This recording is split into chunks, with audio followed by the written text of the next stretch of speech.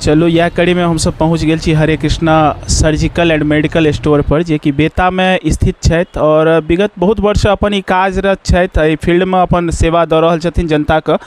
तो चलू हिनकर प्रोप्राइटर से बात करै छी और सबसे पहले छोट छिन परिचय लै छी, ताकि हमर सबहक जतेक लाखों व्यक्ति देख रहल छथि एखन अहाँके। तो सबसे पहले अपन छोट छिन परिचय हम चाहब जे हमरा दर्शक बंधु के दियौ, जे अपने के कतऽ से बिलोंग करै छै, की नाम भेल, छोट छिन परिचय चाहिए। हमर नाम भेल नीतीश कुमार चौधरी और हमर घर भेल गोविंदपुर, जे कि लहेरिया में पड़ै छै। और ये हमर नया दुकान अछि। दुकान के लगभग 2.5 साल भेल हन। ऐसे पूर्वत हम दोसर जगह कार्यरत रहिए। इससे पहले जे छै से अपने दोसर दुकान में काज करै छलिए, आप अपन व्यवसाय नहीं, वो दुकान में काम करै छलिए, हमर रिलेशन में छलखिन या, तो दुकान हम ही सब चलाबै छलिए। और लगभग हमर पिताजी भी चलाबै छलखिन, बहुत पहले से लाइन में छथिन। एकटा कहल जाय जे पूर्वज से यह धंधा के फुटैस के रखने छी अपन। हाँ, सएह छै। हाँ, परंपरा के अनुसार अब आप समझ लियो ना जे नॉर्थ बिहार के सबसे पुरान काउंटर छलैया, जेमे पिताजी हमर छलखिन या 1968 ईस्वी से। तो 1968 ईस्वी से पिताजी रहलखिन और हम लगभग 1995 में लाइन में एलिए। और 2021 के अक्टूबर में नया शॉप खुललै है। 2.5 साल भेलै है। जाना चाहब जी दुकान में की व्यवस्था छै, की सेवा दै छी अपनी जनता के। ई दुकान सर्जिकल के दुकान छै, ई होलसेल दुकान छै। एहिमे हमरा सब मोटा मोटी डॉक्टर और दुकानदार सब जे रिटेलर छै, वो सब सामान हमरा से लै छथिन। यानी होलसेलर से। हाँ, डॉक्टर डायरेक्ट कस्टमर के हमरा सब ओतऽ से डीलिंग नहीं के बराबर। किछु एहन सर्जिकल आइटम छै जे कस्टमरो लै छथिन, जेना बेल्ट वगैरह भेलै। हाँ, ई कते साल से अपनी सेवा दऽ रहल छी? हाँ, कते साल से ई सेवा दऽ रहल? हम तो 1995 ईस्वी से लाइन में छी। बेता में छी 1995 से। 1995 हाँ, बहुत बढ़िया। हाँ। और जाना चाहब जे ई दुकान के शुरुआत जे छै से कोन ईस्वी में भेलै और केहन कैटेगरी रहे, मतलब कहबाक तात्पर्य हमर ई है ई दुकान के मतलब जहन शुरुआत भेलै तखन की स्थिति छलै और एखन की स्थिति छै, जनता में की एकर जे छै से मतलब जा रहल छै, जे एहि प्रकार के सेवा भेट रहल छै। तो अपने से ई बात की जानकारी लेबऽ चाहब। ई दुकान अक्टूबर 2021 में हम शुभारम्भ केने रहिए। और दुकान के जे छै मोटा मोटी होलसेल दुकान छै ना, तो जतेक अगल बगल के रिटेलर लोग छथिन, किछु डॉक्टर लोग, लैब वाला सब, वो हमरा से संपर्क करै छथिन और हम सामान उनका भेज दै छियै। किछु आबि के लहो जाइ छथिन। किछु रिटेलर एहन छै जो अहाँ से मिलता जी, चूँकि लाखों आदमी देख रहल छै, तो एहन ऑब्वियसली छै जे किछु ने किछु जनता अपने पास जरूर एता दवाई खरीदे के मार्फत या फिर सर्जिकल के सामान लेवा के लेल। तो अपने से ई जानकारी लेबऽ चाहब हुनका रिबेट भेटै छै कि नहीं भेटै छै? होलसेल दुकान के एगो ट्रेड प्राइस होइ छै, कंपनी के जे रेट रहै छै ओहि रेट में हम सब बेचै छियै। तो जेथिन हमरा तो हुनका सुविधा, विशेष सुविधा भेटतनि। हाँ, अपने एहि वीडियो के माध्यम से जनता के की कहऽ चाहै छियै?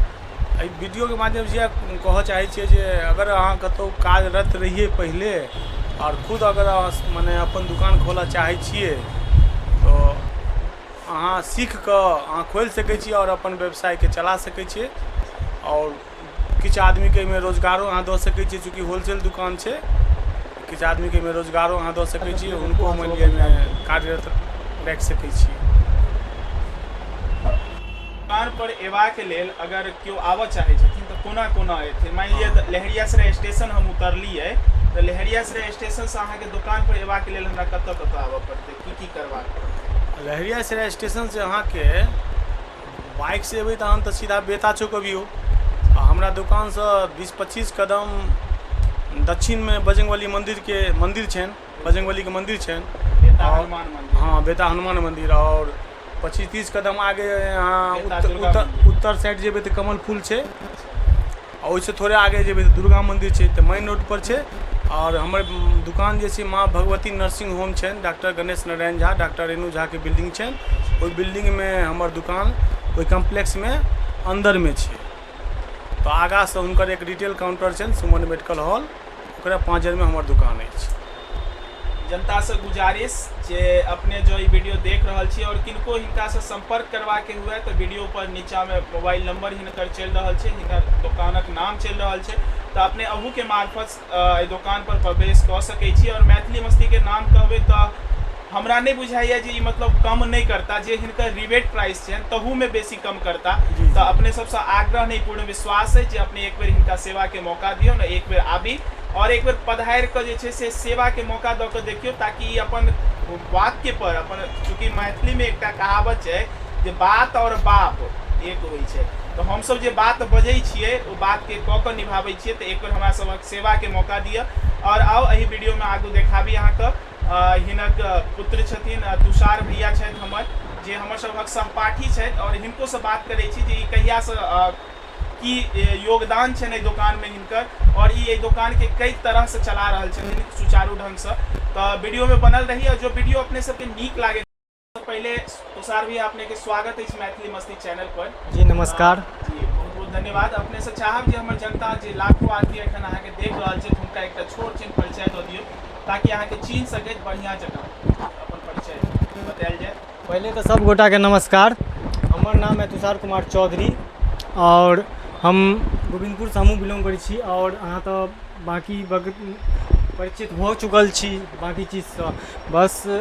और हमर यह परिचय है जे हम ई दुकान में रहै छी और ओहिके बाद अहाँ के पापा के साथ हम हाथ बटा रहल छी। अखन लर्निंग पीरियड में छियै हम, चूँकि हाँ पापा बैठे छथिन और हम सीख रहल छियै एहिमे और आगे हमरे दुकान के बढ़बै के छै। आगू चर्चा के लेथिन अपने के पिताजी जे क्यों भी अगर करवा के चाहे छथिन तो आपको मतलब एक बार सीख लिया और सीख के अपन व्यवसाय यहाँ। जी जी बिल्कुल, जी बिल्कुल। वह काज अपने कर रहल छी जे अखन लर्निंग पीरियड जी अखन लर्निंग में छियै, अपने सीख रहल छी और तकरा बाद जे छै से अपन आगू के सेहो कि सोचने हेबै। जी सोचने छी बिल्कुल बहुत बहुत। तो अपने से ये जानना चाहब तुषार जी जे ई दुकान में कौन-कौन तरह के आइटम उपलब्ध छै। ई दुकान में बहुत तरह के मेनली ओटी के सामान आप जतऽ से जाइ छै, ऑपरेशन थिएटर, हाँ जैमे अहाँ के बीपी मशीन, आला मशीन, शुगर मशीन जतेक भी ओटी के होइए, जतेक भी सामान होइए, हाँ एहिमे हम अहाँ के सिरिंज वगैरह राखै छियै, डिटॉल वगैरह राखै छियै, हाँ स्प्रिट वगैरह बहुत जतेक भी अहाँ सर्जिकल आइटम छै सब कुछ हमरा पास अवेलेबल छै,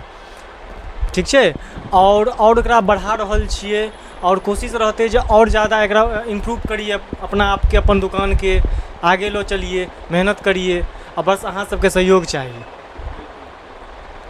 अपने से एक बात जानना चाहब जे अपने पिताजी से सेहो गप भेल छल, चूँकि रिबेट के माध्यम से रिबेट के लेल, तो अगर कोनो दुकानदार अपने लग में अबै छै और कोनो सामान लै छै तो हुनका केहन प्रकार के रिबेट भेटै छै, केहन प्रकार के रिबेट भेटै? कंपनी जे अहाँ के रेट रखने है वही रेट में अहाँ के उ रेट के हिसाब से अहाँ कम मार्जिन में अहाँ के विशेष सुविधा मिलत।